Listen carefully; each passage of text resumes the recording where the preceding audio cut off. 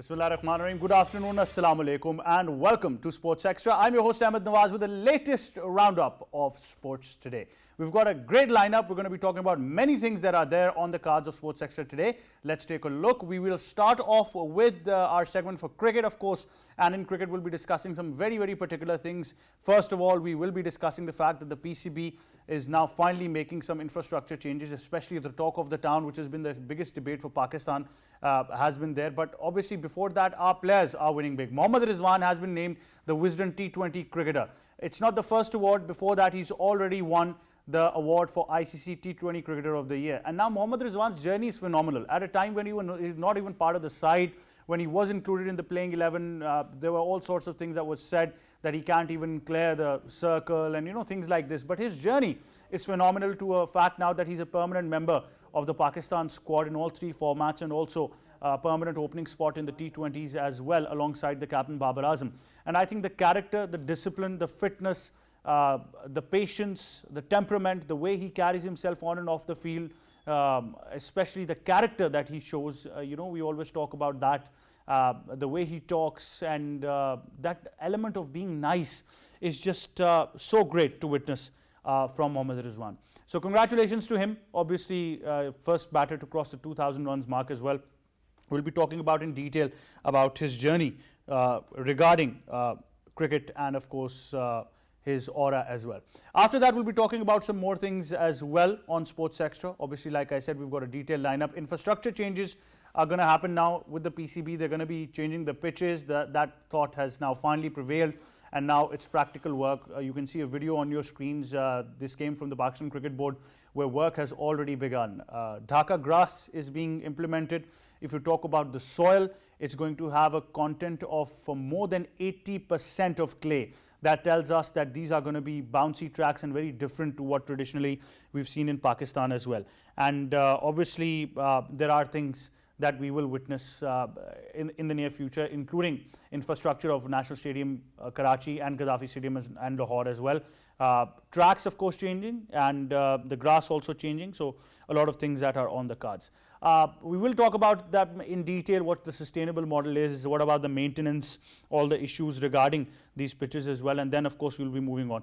Talking about other things on Sports Extra that are also there as well. We will be talking about the English Premier League, where we have to talk about the points table as well. The race for being the champion is still on. Manchester City, of course, had a victory, and now they're there to talk about the Premier League. And then, of course, we will move on to tennis, where we do know that Russian players have been banned from Wimbledon, including Belarusian players as well. To me, I think it's injustice. You cannot punish an individual for something their country is doing on a political basis. I think that totally needs to be nullified, and we'll see what the future has for these players as well. That is the lineup for Sports Extra today. We'll start off with cricket. First of all, in studios, we've been joined by a cricket commentator and our cricket expert, Asif Ahmad. Assalamu alaikum, sir. How are you? Walaikum assalam. I'm good. Thank you, Ahmad. Good to have you on the show. We've also been joined on Sports Extra by a senior cricket commentator, senior cricket expert, Leena Moin Aziz. Assalamu alaikum, Leena. How are you? Walaikum salam, Ahmad, and hello to Asif also. Well, certainly a lot of things that we need to talk about, and we will be talking about that. And just to give you a filler before that, and the big news from cricket that came in was, of course, Karen Pollard has announced the retirement. The all-rounder from West Indies played more than 121 days and more than 100 T20 internationals as well. A great career, but obviously he thinks it's time to move on. So certainly he has the right to move on as well. But great servant to West Indies cricket, and I think classy all-rounder when you talk about the flamboyant T20 game itself as well. Now coming back to our topics, Mohammad Rizwan, first of all, Leena, I mean the character, the journey, let's talk about that from a point where you're not part of the side, then to a point when you make it a side, people start saying all sorts of things that you can't clear the circle, and probably that ability was not there to be seen. At number 5, 6 was the number where he was most probably playing in those times, but what a journey. Absolutely fantastic young man, this Mohammad Rizwan. I mean, his journey is fantastic. The hard work he had to put in, it is exemplary. If any young man wants to, come into cricket, Mohammad Rizwan is the right role model. Like you were saying, initially he didn't know what number he was had to play on, what were his strengths, his weaknesses. But then he worked on certain shots. You know that favorite shot of his, which he the slog sweep, come pull kind of shot. You know, the mixture of all that. The slog sweep and the sweep. So now he had to work immensely hard on that. You know, he plays that shot from outside the off stump sometimes, and that's never easy. So that's immense fitness, practice, hard work, self belief. He has a lot of self belief. He knows if if he flops in 1 or 2 innings, he will come back because he's done the basics, he's done the hard work, he's done the hard yards. So he is now in a very good space, mental space, and that's very important in cricket. So he's in good mental space, he's in good fitness, he's got some good form behind him, he's got some good innings behind him, he's got many awards behind him, rightly well deserved. So he's in a great space right now, and that allows you to do well in cricket. How he reads the game is also very important. He's great help for the captain. He is that kind of man where he is ready to be the captain. He's done that for the Multan Sultans, so he can, if need be, he can take over the captaincy at least one format for Pakistan. So he's right now. I mean, it's a dream come true for him, and especially if you remember Ahmad, that 5 or 6 years ago he couldn't even play the leg spin properly because his bat used to go towards cover, and the googly he just could not play. So he's worked on that. He's worked on all his small little weaknesses. Now he's a perfect package. Perfect package. Fantastic young man, this Mohammad Rizwan. I mean, his his journey is fantastic. The hard work he had to put in, it is exemplary.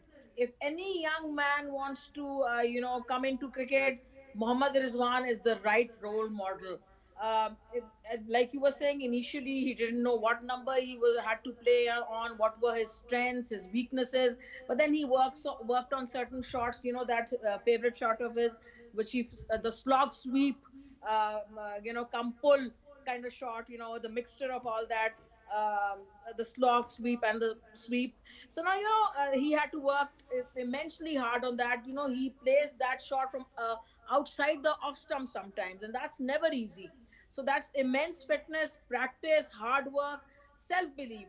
He has a lot of self belief. He knows if he flops in 1 or 2 innings, he will come back because he's done the basics, he's done the hard work, he's done the hard yards. So he is now in a very good space, mental space, and that's very important in cricket. So he's in good mental space, he's in good fitness, he's got some good form behind him, he's got some good innings behind him, he's got many awards behind him, rightly well deserved.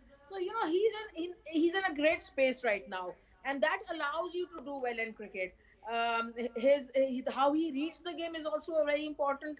He's great help for the captain. He is that kind of man where he is ready to be the captain. He's done that for the Multan Sultans, so he can, if need be, he can take over the captaincy at least one format for Pakistan. So he's right now. I mean, it's a dream come true for him, and especially if you remember Ahmad, that 5 or 6 years ago he couldn't even play the leg spin properly because his bat used to go towards cover, and the googly he just could not play. So he's worked on that. He's worked on all his small little weaknesses. Now he's a perfect package.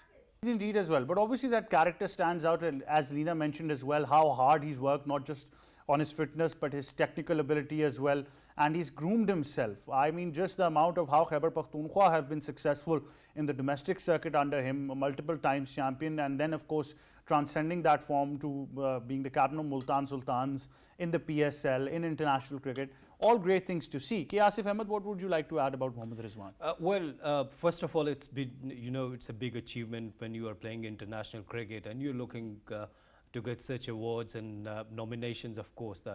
And he started his career in Peshawar Shama Cricket Club, and I've spoken to the president of Shama Cricket Club as well.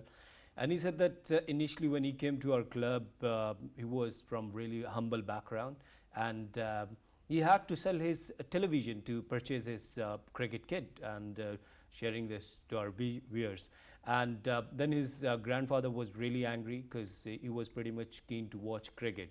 And he said that, why you have sold out? He said, I didn't have the cricket Don't mess kit. with Granddad's Yeah. TV. So, and later on, I was sharing to my friends that his wife decided that to please quit from cricket, because you're playing cricket for a long time and you're not getting such momentum and success in 2015 and 16. And see, the way Leena is telling, the way he started hard work in 2016 when I watched him first time in T20 while playing from Peshawar in Rawalpindi Cricket Stadium, and the Peshawar was the champion. And courtesy his tremendous knocks, courtesy his tremendous form in batting, and after that, the way he started work hard in his wicket keeping, because you know that Kamran Akmal was there and Sarfraz was there. It was not easy to get a chance in international side, in international cricket, national side. So hats off to Rizwan, the way he started his hard work and the way he's doing. And especially in white ball cricket, we always talk about that his specialities. Yesterday I was talking to Miss Leena, and the way she was telling me that the way he play across the line, it requires the perfect technique. It requires the perfection. We discussed this, that it might not be textbook, but he plays it with such success that becomes one of his core strengths. Yeah, this is what your speciality is, that how you're working individually hard and you're getting more momentum in your performance. And this is what we have watched in T20 World Cup in UAE, the way he played with Babar Azam, and after that, of course, that leading Multan Sultan and becoming champion, and the second time they're the runners up, and Lahore Qalandars won. But really exciting guy. And one thing you could see, the whatever going on in the match, he always smiles. This is really important, that you are facing and all the troubles with your bravery. So he is a fantastic guy and a huge prospect for the Pakistan. Definitely, huge prospect indeed as well. We will talk about the character, because I think that's a role model to follow. The humbleness, even if he's asked tough questions in a press conference, he'll be very humble and he'll say, no, I just want to do my hard work, focus on my cricket. And we've heard so many stories, like Asif mentioned that, selling Granddad's TV. Like I said, don't mess with Granddad's TV. I mean, how dare you sell your Granddad's TV to play cricket? But then again, these are stories that make legends, and that's how legends are made. We've seen it in the past as well. These days, it's a very disappointing factor when I see our younger generation, all respect to them, that they're mostly looking for shortcuts because they've got so many resources. I still remember, me and Asif would remember this, that when we were playing club cricket without any facilities, grabbing water from miles away just to make a pitch, and things like these. So obviously Rizwan has gone through that phase, but now he's definitely a standout role model for the youngsters to follow. Just don't see that he's playing for Pakistan. See the character, see the discipline when we talk about this. I talked to Colonel Oshad as well, former Test cricket IC match referee, because he was part of the PCB's management. He used to travel as a manager, and he used to tell us that when other guys had other activities to do when they were off from cricket, he would still be working on his fitness and his technique, or he would be focusing on religion. So I think that really defines his standout personality. But moving from Mohammad Rizwan, coming to another big topic, and that is of course the infrastructure changes that the PCB is making. The pitches are now being changed. So Ramiz Raja was not just talk, he's practically implemented that. The first phase has been completed, where we've seen the video that is on your screen right now as well. And Leena, of course, you have the exact stat which tells us how much percentage of clay is going to be there and what are the changes that are being made. Absolutely. I mean, Ramiz talked about the changes in the pitches when the last Qaid-e-Azam Trophy was happening. I was commentating, and then we all heard him say that, changes have to be made in order to make domestic cricket more competitive. And once domestic cricket becomes more competitive, pitches are better, players face a greater challenge, bowling and batting. Pakistan will get much better players, and the domestic cricket itself will become more interesting rather than dull draws. So he's walked the talk, Ramiz Raja, and that is why these pitches are being laid here. The clay content is around 87%, and that is a big percentage. So we will now probably get bouncier pitches and more pace. and therefore the batsmen will face more challenge, and the bowlers will have some excitement. Not that they'll be bowling for 2 days and the batting side would make 500 runs, and then they would start batting and their side will make 500 runs, and in the end there'll be loads of bonus points but no result. So now there will be results, there will be tougher challenge. Maybe a first year or two, batsmen will have to adjust to the greater bounce and pace. And then we will know which batsmen have the quality to come into Pakistan side. When these batsmen do well in Qaid-e-Azam Trophy and other domestic competitions on these pitches, slightly more bouncier and pacier, then we will know which are the right batsmen, which are the bowlers who have adjusted well. These conditions will be pretty similar to, say, Australian conditions, pace and bounce, and greater challenge. So we'll have to see exactly who does well, and the outfield is going to be softer, I believe. So the fielding should improve. It'll be easier to dive on those outskirts of the ground. Overall quality of cricket will be improved in Qaid-e-Azam Trophy, and which will then help Pakistan cricket. Asif, your thoughts? It's a big debate in Pakistan, but now finally practical work is on the go. Really important, actually. And after watching Pakistan-Australia series in Pakistan, and especially first test in Rawalpindi Cricket Stadium, as Miss Leena said, that even in our domestic circuit, that the teams are scoring more than 500 runs in the same this next team, and after gets boring. After 4 or 5 days, thank you very much, there won't be any result. So sometimes result does not matter if it's an interesting draw. Let me share some facts with you that the Sydney Cricket Ground, one of the favorite and admirable test center in the world, that is, and in last 10 test matches, they have 5 drawn. So it means that the 5 results and the 5 drawn. Same with the Eden Gardens, Kolkata. If you talk about the last 5 test matches, 4 of them with the results and 1 with the drawn. So if you talk about the Gaddafi Stadium, we're not talking because we did not have enough cricket in the last 20 years, because we were suffering with the menace of terrorism, of course. But now there's the way Ramiz Raja came up and the lead, and the way he said now he is fulfilling his promises, and that's why if you are going with your you're coming up with your words and you're fulfilling your words, it's really important about your character. So if you're showing character for the Pakistan cricket, of course we will applaud you, we'll praise your efforts. And the way Miss Leena is saying that now this is the real test for the batters. And the batters got a couple of months now, 3-4 months to prepare, to prepare yourself. This is the real test now. Get your marble slabs out now. Yes, there, and go even on the play on the grassy tracks. You can find, or maybe you can play it, and you can make it your in your lawn, and anywhere you get the place. Labuschagne can do a spin lawn, so you can do it as well. Yeah, that was his at his home actually. So you got the enough time. And let's suppose if our players and if our batters, especially if they are getting momentum and if they're getting technically good in these sort of tracks where we're expecting, that the 80% deliveries would be rising and the bouncing delivery.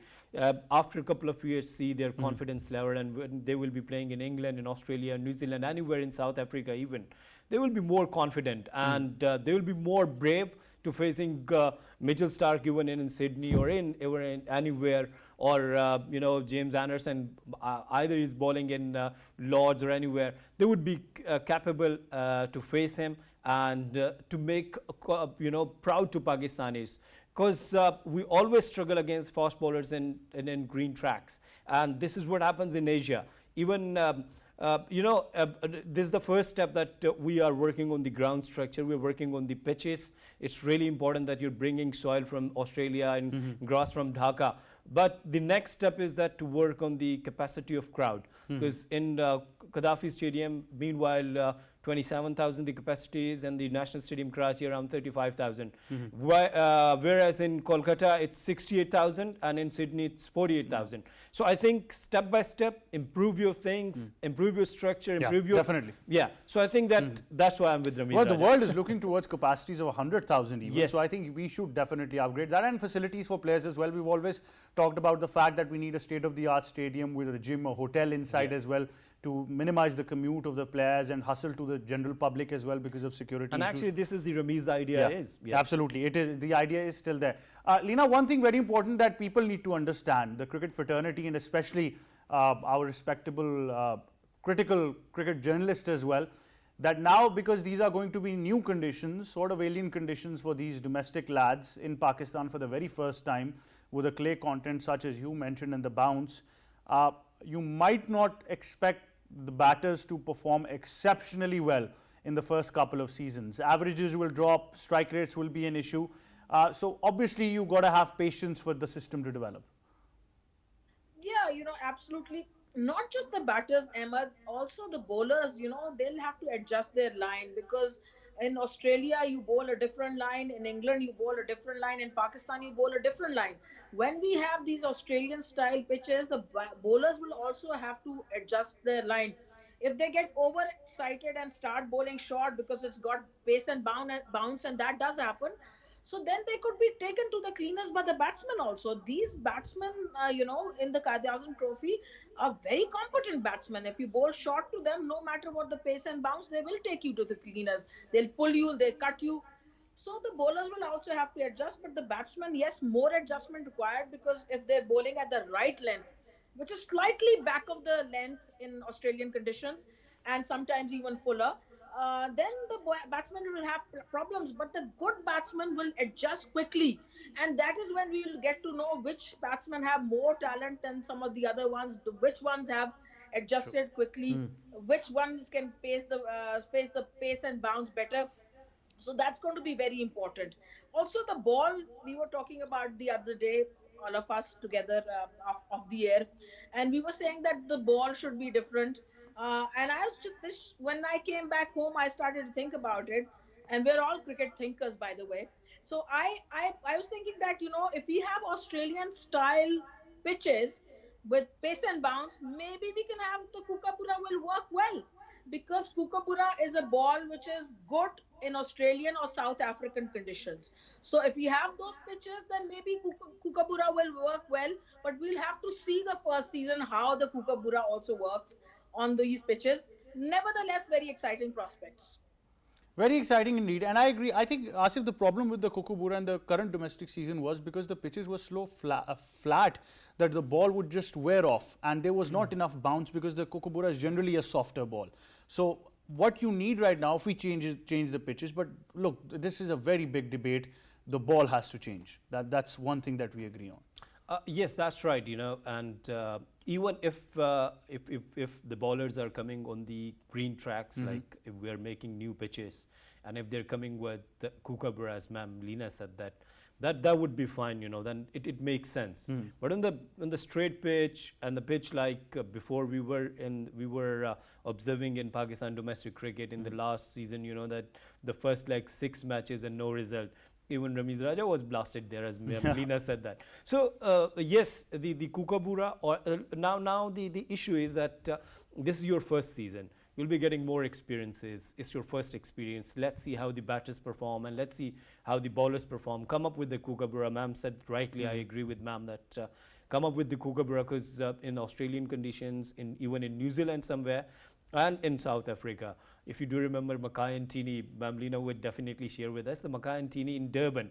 Some of the test cricketers said that whenever he comes up in Durban Cricket Stadium with the Kookaburra ball, coming up with the commentary box, and we were pretty much scared because he was too much fast. He was coming, with the bounce on the bouncy track. It was pretty much dangerous. Oh, great memories. Yes, great memories.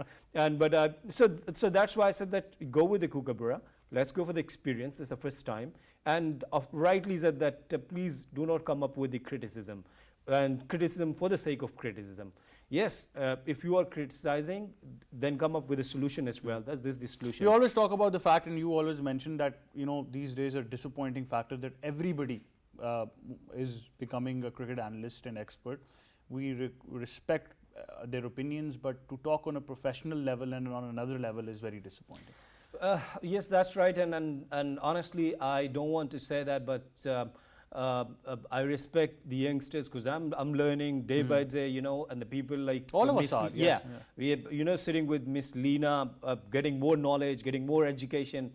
The only thing what I want to tell and this is my suggestion to my youngsters. Please, I would appreciate you to come up with the knowledge, read about the cricket, that what cricket is, and then if you are, analyzing or if you are criticizing, we'll be with you. But if you are coming without knowledge, without any facts and figures, even the basic knowledge of cricket, and if you are criticizing on the Test cricketers, it won't make any sense. Absolutely, and, absolutely, it won't. But obviously that is something to follow as well. Very short on time, Asif, Ahmad, thank you very much for joining us. Leena, Moin, Aziz, thank you to you as well. Always great having you. And the inside news, obviously, of the content of the pitches is really going to educate a lot in Pakistan. But great to have you on the show. That wraps our cricket segment up. We'll take a short break. When we come back, we'll have more on Sports Extra. Stay tuned.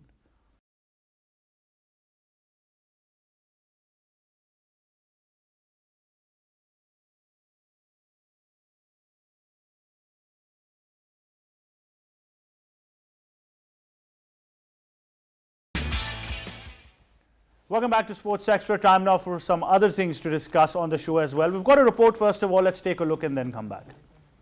It was the start of a chaotic first half as Timo Werner equalised with a deflected shot 4 minutes later before Amil Smith-Rowe showed a touch of class to beat Chelsea keeper Edward Mendy. Smith-Rowe! Oh, Arsenal have done it again! They've turned defence into attack once. Chelsea were back on terms again before the break through captain Cesar Azpilicueta, but Nketiah pounced on a series of defensive errors in the Blues box to put Arsenal back in front just before the hour mark. Bukayo Saka was outstanding for Arsenal and he got the reward his performance deserved when he sealed the win from the spot in added time after he was hauled down by Azpilicueta.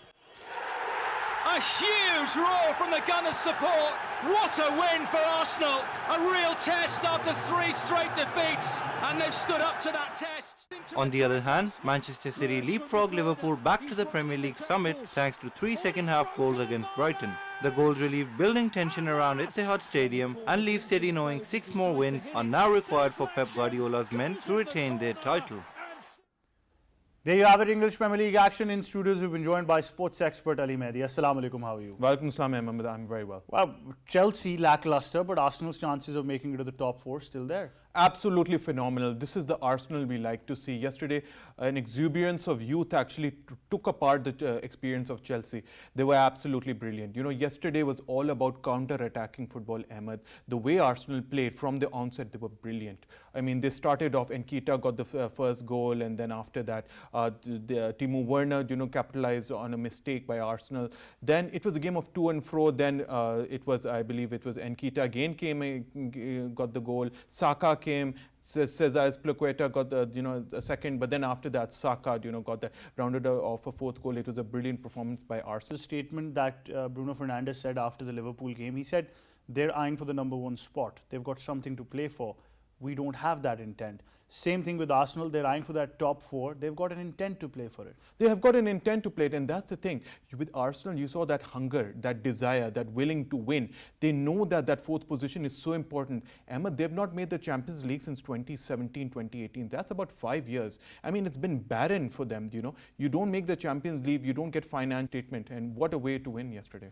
Elsewhere, City keep their chances of winning the league alive. Obviously, they've got some easy fixtures, but Liverpool did make it to the number 1 Look, spot. I thought Liverpool were phenomenal, a couple of days ago. I think Liverpool, this is the best Liverpool team of all time. People can argue with me, debate, but the way they are playing, I mean, I genuinely am very worried, and so should you and all United supporters and other supporters.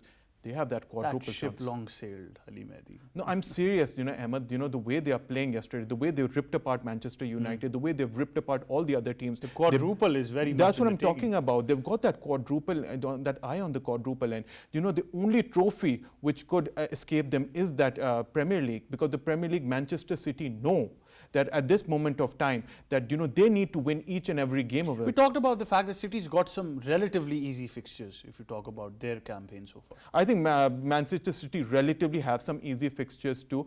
An important thing is that now they only have to focus on Champions League, and they've got to focus on the Premier League. Whereas Liverpool, Manchester City on the other hand, they have easier games, but they know one slip up and about. Honestly, I've been watching them for 25 years, and this is the worst Manchester United team of all time. I'm serious about them. Even the 70s, 80s, when they had that barren run, when they didn't win the Premier League, they played better football. I mean, look at the way they played against, arch rivals Liverpool.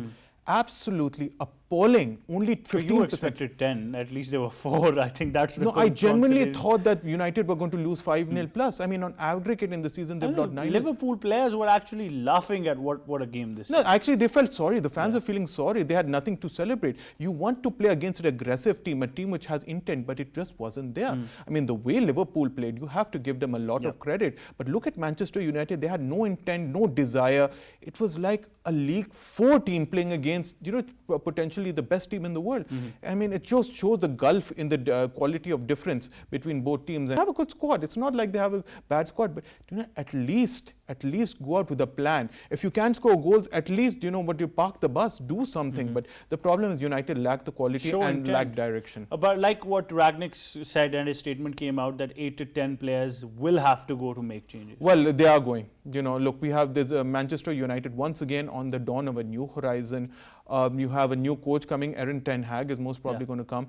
The arrangements are finalized. Ragnick is going into the administrative role too. So, and then you have so many players going out. Pogba is going, Mata is leaving, Lingard most probably is leaving, Matic is leaving too. So for that, it's going to be a new era for United. So a lot of players are going to be exiting the club too. And the important thing is to get new players in, quality players in, and at the same time, there has to be a structural change. Because until there's no structural change, United are going to continue to suffer. How do you see the new manager coming now? Look, Erin Hag has a very good, he's got... So what I fail to understand is, what miracle can Erik Ten Hag pull off? I don't think he can. I think they have to give him time. They genuinely have to give him time. You don't give him time, there's going to be a similar fate to Mourinho. You could say either Louis van Gaal had a pretty decent time Solskjaer. too, and Solskjaer and David Moyes. The thing favorite. over here is that, look, the whole system, the hierarchy is rotten from top to bottom. This is what Gary Neville said. Until the owners don't change, until the whole structure doesn't change, until the mindset of, focusing on football doesn't change, and from the commercial aspect to the football aspect, we're going to continue to see Manchester United, fall, in probably a mid-table team. It absolutely looks adamant, because that has happened in the past with teams like Tottenham, with Arsenal, but somehow they've managed their way out of that because of support from the ownership. Look, the owners, the thing over there is that they have an ownership which is interactive, You could talk about Tottenham. Tottenham have had so many managers who've come and gone and has a direction. Arsenal, you could say too, Kroenke, he's brought about Arteta. And look, Arteta's won, he's won the FA Cup in 2022, and he's done very well for them. Whatever they could say about them. Well, Arsenal is working on the plans. So. They're working on the plans. They won a couple of trophies, the FA Cup in 2020 and in I believe earlier too. So in 2017 too. United haven't done anything for 5 years. And the thing is, Arsenal have a direction. They have look at the way they played yesterday. They have intent. Absolutely. For that reason. It is, as people say, that you can either win football games or you can just sell T-shirts. So I think the priorities are pretty much there for United, the way things are going. Nonetheless, more things to talk about. Moving on to tennis now. Big news from the world of tennis came that Wimbledon has banned Russian and Belarusian players from participating in the Wimbledon Championships. Obviously, certain reasons, Ukrainian war, political turmoil there as well. But players like Daniel Medvedev not being part of the Wimbledon, absolutely shocking. And although I respect Wimbledon's decision, but I do think that punishing an individual for something that their home country is doing, their political hierarchy doing, is injustice. You should never mix politics in sport. I think we've been saying that, since the inception of the show, never mix politics in sport. And this is the problem, with Wimbledon. Look, Wimbledon probably got these got this decision and, were told that, from the UK government that, you not to allow Russians and Belarusians to participate. And that's very unfortunate. But now, what happens is that, making it political makes that you're not going to have the creme de la creme. You're not going to have Daniel Medvedev. You're not going to have Rublev. You're not going to have Karen Khachanov. And from the women's side, you're not going to have Sabalenka, the world number 2, who reached the semifinals last year participating, and Pavlyuchenkova. So it makes no sense. And look, star Elena Svitolina actually came up in this morning and she spoke on social media that, look, if they reject the war, if they abstain from the war, let them play. Why? Just because of their nationality doesn't mean... Individually, like you mentioned, it's wrong. But I still believe that, okay, in the Olympics, they had a chance to play under a neutral flag. It's not going to happen there. They're going to suffer. Their tennis and guys like Medvedev, who are on the top of their game, might be one of the contenders to win the Wimbledon. You never know. You know, so it's injustice. But you believe that these players still have a right. They can probably take it to CES, the Court of Arbitration. I think they for should Sports. take it to the CES. It's not their fault. I mean, you know, if you're born and bred in Russia, just because of your nationality, you're not being allowed to play. I think it's injustice. I think it's social injustice, and for that reason, Not a level playing field. In the past, we've seen atrocities from Israel even that have not been condemned, and their teams have been allowed to look, participate. whenever you miss politics in sport, you know, you're always going to have these debates. You're always going to have these problems. So it's very unfortunate. And I think the most important aspect of this, Ahmad, this is going to spill over to the US. Then what happens in the US Open, they might not allow these players to play too. And then, you know, the American circuit in the autumn, for that reason too, then, you know, these players won't be allowed to play. So then a boycott might start. a boycott might start, and it's open a huge conundrum. Very true. Ali Mehdi, thank you very much for joining us. That wraps Sports Extra. But before we go, like in the start of the show, I did mention that Karen Pollard, the West Indian all-rounder, has called retirement on his career of international cricket. We've got a report on that. We'll leave you with that from me and the entire team. It's goodbye for now. The legendary West Indies all-rounder Karen Pollard has announced his retirement from international cricket. The 34-year-old Pollard announced that he has called time on a 15-year international career in order to make room for those who will carry the game forward in West Indian colours. Pollard was a West Indian trailblazer in white ball cricket, becoming the first men's player to represent West Indies in over 100 T20 international matches, and also pulling on the maroon shirt 123 times in one-day internationals. The Trinidadian was a key member of the team that won ICC T20 Cricket World Cup in 2012 and only missed West Indies' triumph at the 2016 tournament due to injury. In total, Pollard scored 2,706 runs and took 55 wickets in one-day international cricket. And in T20 International, he racked up 1,569 runs at a strike rate of 135.14, while also picking up 42 wickets with his handy medium pace. But after 222 West Indies appearances, Pollard has now decided to hang up his international spikes, announcing the news on his social media channels. The legend